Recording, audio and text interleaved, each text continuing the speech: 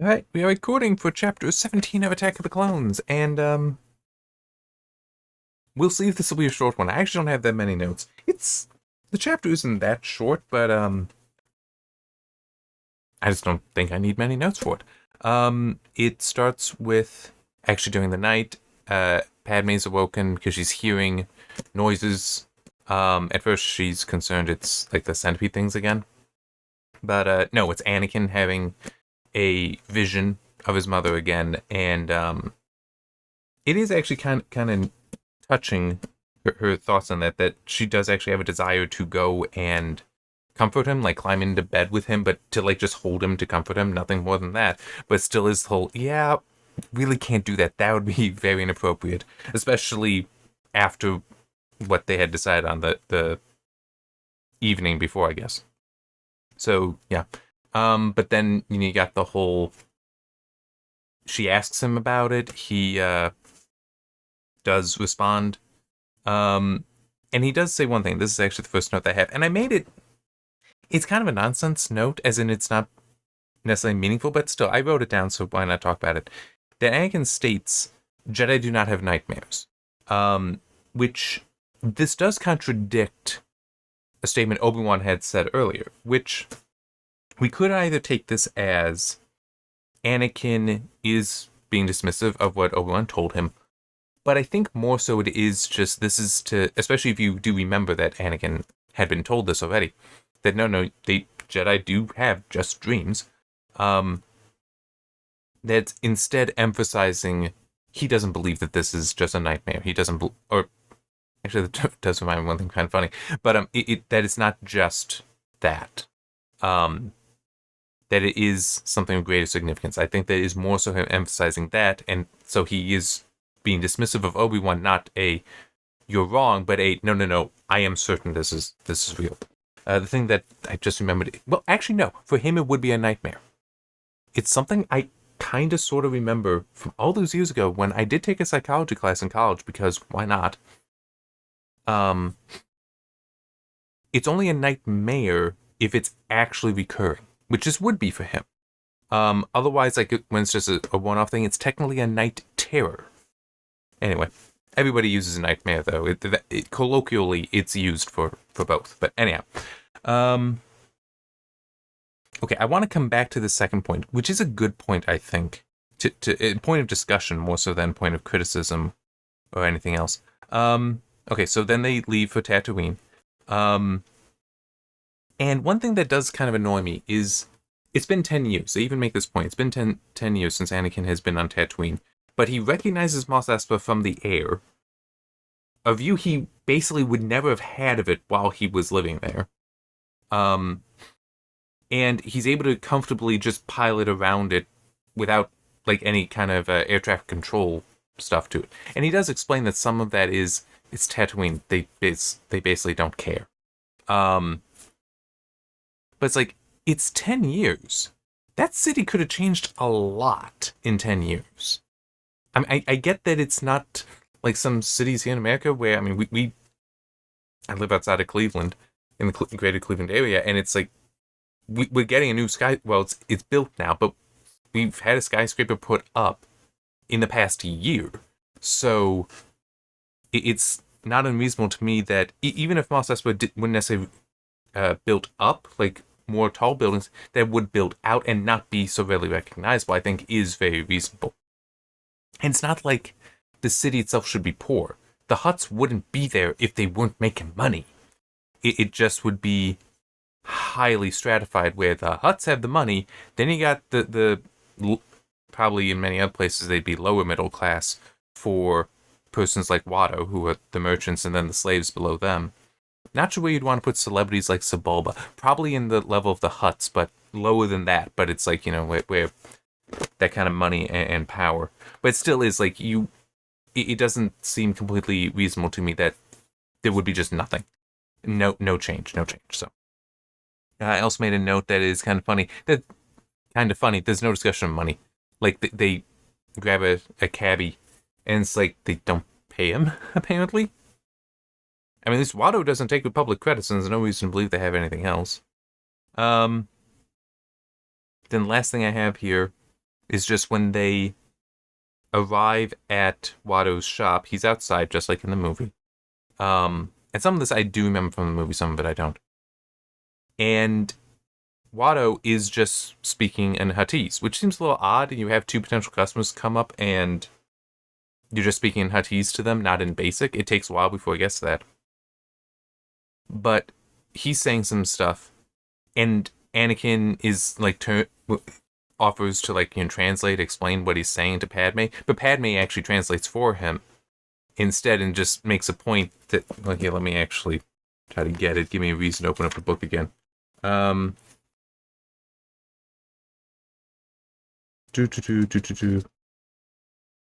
Oh yeah. No Chubba Dawanga, Watto had yelled at Broken Component and 3 pit droids trying to help. Anakin explained to Padme Huttese. No, not that one, she replied.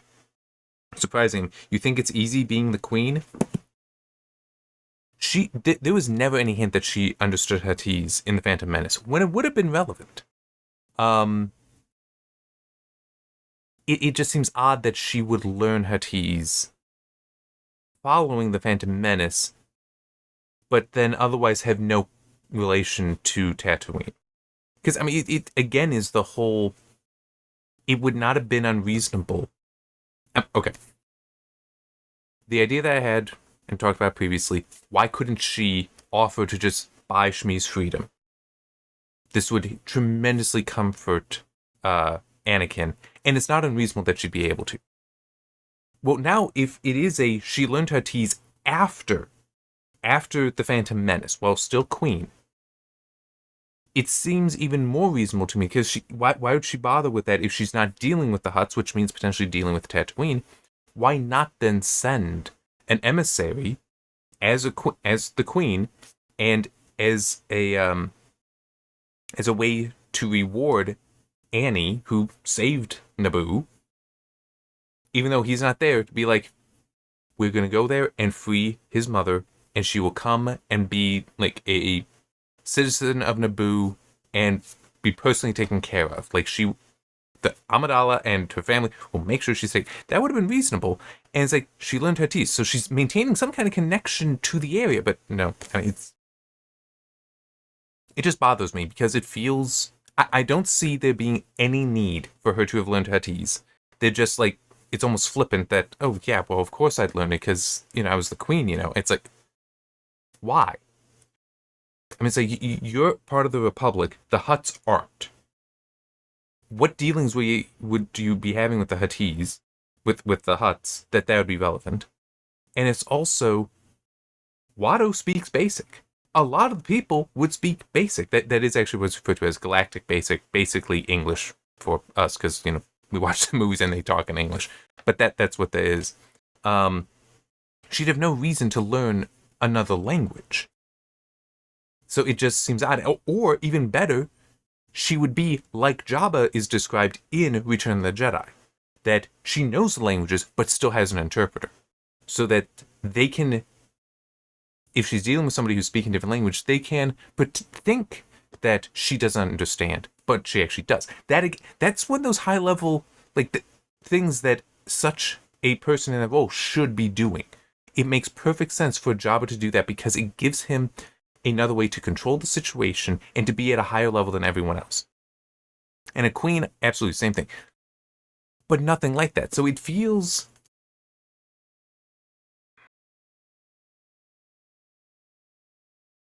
In The Phantom Menace, she wasn't really a main character in several ways. Because she also goes through, no character development. But I'm pretty sure I did say she is kind of a Mary Sue. That Padme is kind of a Mary Sue there. She is just very often described as perfect. Or at least far better than she should be for her age. She's a amazing politician. She's a skilled warrior. She has the strategic capability to think of doing the bodyguard, the decoy stuff, the whole makeup thing, and how she chooses to do that to control. I mean, it's like, that's all very, very high level thought that you would not expect of one just out of girlhood or potentially slightly younger than that. It's like she definitely was kind of a Mary Sue. Mary Sue there. It's just she wasn't really a main character. We weren't seeing character development with her. We are seeing character development here, so I am more inclined to say she is a main character. And yet, we still have her being a Mary Sue here. It seems where it is just, oh yeah, I just know this language. It's, why? There's no explanation for it, and I'm sorry, I don't consider it a good explanation that it's just because I was queen. It's like there are interpreters, and what business did you have with the Hutts to make that necessary?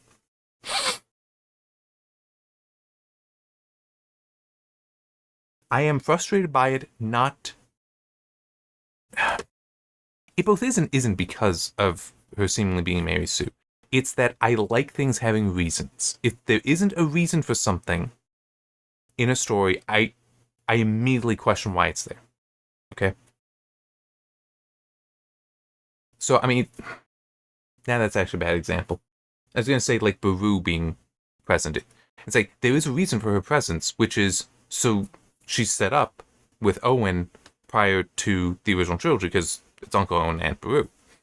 But it is also no, she actually really does help with showing the Lars family dynamic, so that's not a good example.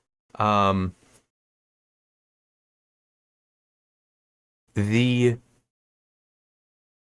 in one of the previous chapters, when Obi-Wan was waiting to talk to the archivist and was looking at the statue of the bust of Count Dooku, and the little back and forth talking about how Qui-Gon and Dooku was kind of similar in certain ways. If we don't get the payoff, and we should, because I'm pretty sure it is, in the movie at least, stated that Qui-Gon was Dooku's Padawan. Which, why Obi-Wan doesn't seem to have been aware of that is curious, but it's... If we don't get that payoff, then it would be that shouldn't have been there. That scene, at least that portion of the scene, it serves no purpose. At least not the Qui-Gon portion. That's what I mean. When it's like, if it isn't reasonable and it doesn't serve a purpose, why is it here? And I feel like Padme knowing Huttese is kind of that. It's like, this doesn't really serve a purpose. In fact, it's kind of hurtful because now... Oh, too far. Anakin and Watto actually have like a conversation all in Huttese that you don't know. And you don't even have the observer in Padme that needs a translation. So it's just, now we're just throwing back and forth Huttese, which it is possible somebody has made that into a formal language.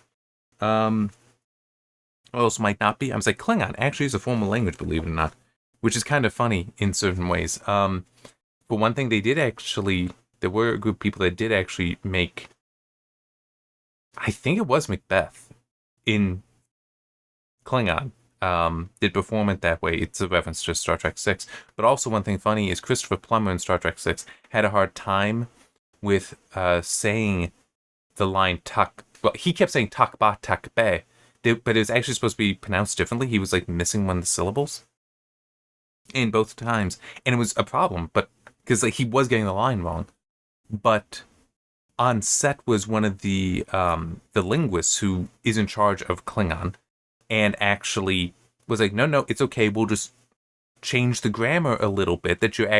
When you pronounce the words this way, when you have them conjugated this way, it'll still work out. Where it's technically not to be or not to be, it translates slightly differently. But it's like, we'll just go with that. That's fine. Don't worry about it. Because he legitimately was struggling, is what I remember from the special feature commentary talking about that. And it was like, don't worry about it, calm down, you're a great actor. And Christopher Plummer, legitimately great actor. And oh man, does that character so well. Star Trek 6 is such a good movie. I'm so looking forward to want to get to that novelization. It's gonna be awesome. Anyway, let's get to that point that I skipped over, which is, it's an interesting one for me. So we have, in the previous chapter, Anakin and Padme are honest with each other about their feelings and have to decide that, well, do they do something or do they not do something? Well, it's not even that really. It's, do they actually engage in a relationship publicly? Do they do so secretly? Or do they deny themselves the relationship because of the consequence of that? That's what they chose. But it still is, they had that conversation, right? Now, we come to this one. And Anakin does say, I have to go to Tatooine. I have to go save my mother. And, yeah, let me see if I can grab it. It's hopefully not going to be hard to get to.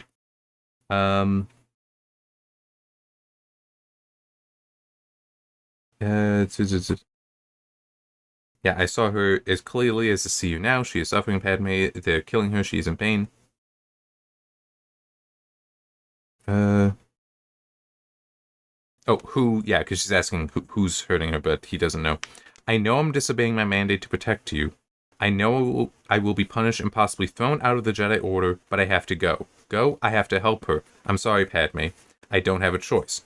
Of course you don't, not if your mother is in trouble. I'll go with you, she decided. So, I am... When getting this, the question into my mind is, if they hadn't had that honest conversation, like if it was still this uncomfortable, awkward situation between them, would she have said that? Would she have decided that she would be comfortable going to Tatooine there? And give him an excuse. So it's like, no, you're still following your mandate if I go, and therefore you have to follow me. It is kind of an interesting question. Because, and that is something that I do like doing with various choices, which is stop and consider the character chooses something different. But it is also, this is the day after that conversation. I think it's not unreasonable that if they had not had that conversation, that she might not have offered that.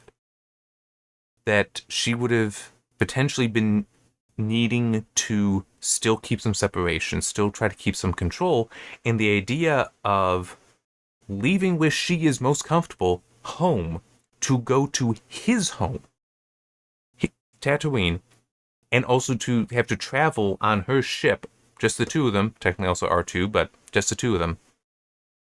I could see that actually being something she would never normally do, except for the fact that they've already had this conversation. They already have an understanding with each other. It may not be easy, but it still is.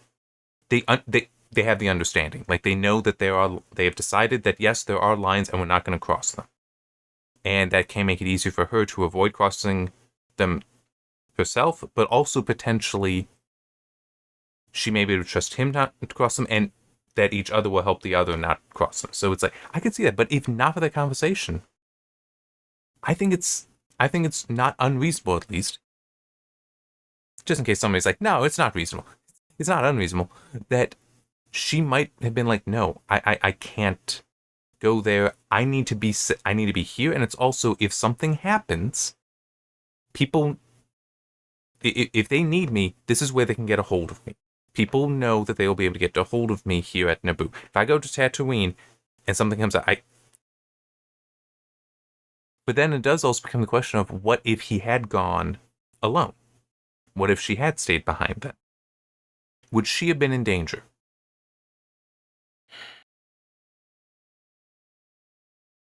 No, she wouldn't have been, because Jango is currently distracted dealing with Obi-Wan, and he's the one who has the contract.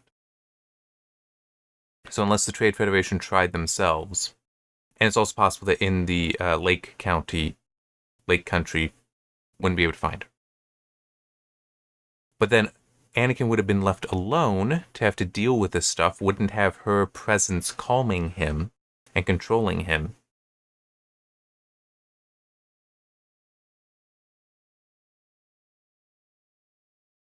Here's my guess. He would go, everything would play out the same. But at the end, I don't think he would actually return. That's what I'm going to say. I think that's what it would be.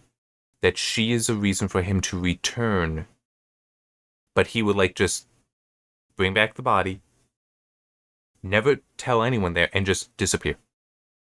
Just disappear. He would walk away from it all. Because he would see it as he has failed his mother, he has failed the Jedi, and he's failed her. So everything of importance to him, he has failed.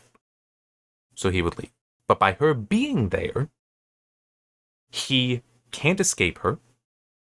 And it does give the possibility for him to first confess, but potentially be forgiven by her in one way or another. So yeah, I do think this is what I mean by it is fun to stop and consider what would happen if these decisions went a little differently, and what would the consequences of that be.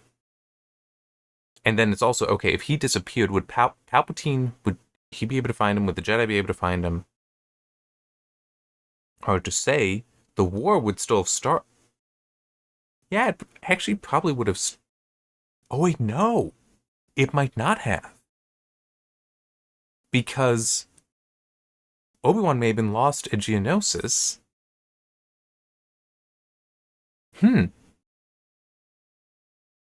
That is.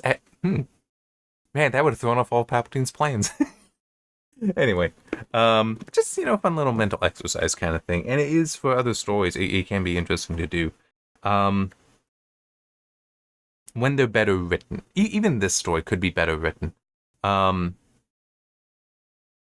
mean, true. A well-written story, every character will follow the motivations that make sense to them, that their own motivations. So the question becomes more mute than like in, say, Empire Strikes Back, where basically everyone is an idiot. There, but still is, even for other things, it is. I think worth stopping and just considering. Okay, well, what if that decision were different? What would happen then? Yeah. I'm just rambling at this point, I think. Hang on, let me look at this. So, we do have the whole, Anakin meeting Klieg, meeting Owen. And I do kind of like, it doesn't... I want to see more than we got here. I understand why they had to run off. But more of Anakin meeting his family, essentially. More time spent there. Not sure. Seems...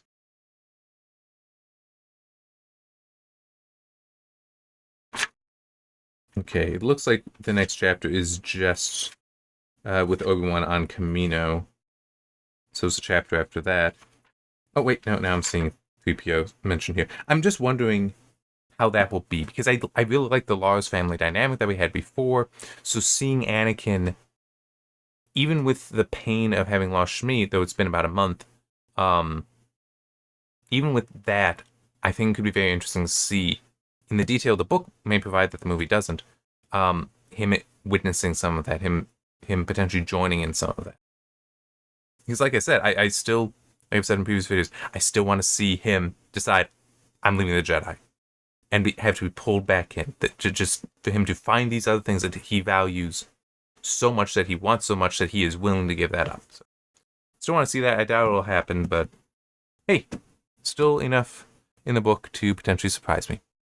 Anyway, yeah, as I said, I was already rambling by that point, so hopefully now can actually stop, and see you next time.